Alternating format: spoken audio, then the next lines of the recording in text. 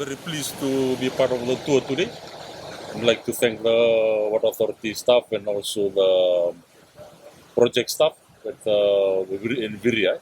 It's a very critical project, and from what I've been briefed on, we should be solving most of the water issues in the Super Corridor area when that project comes online.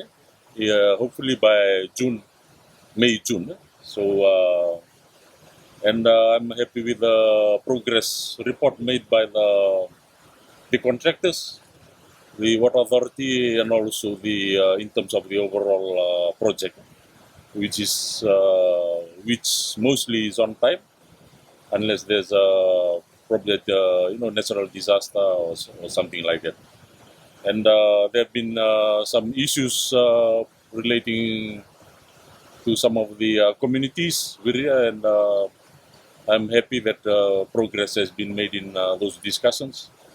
And it's quite a complicated project in terms of the development partners. ADEP, I think the European Development Bank, and Fiji government, of course. So, that's I'm happy that that's moving forward. With regard to the Wela area here, the treatment plant, and I can see the complexities involved, and also the Wela pump. So I commend the Water Authority executive and the staff in terms of the work done to in terms of mitigation.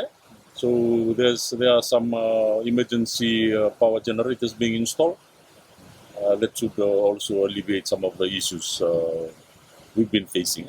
And maintenance work has been, as I saw today, it's quite a big task in terms of changes of those the pumps and the water pipes.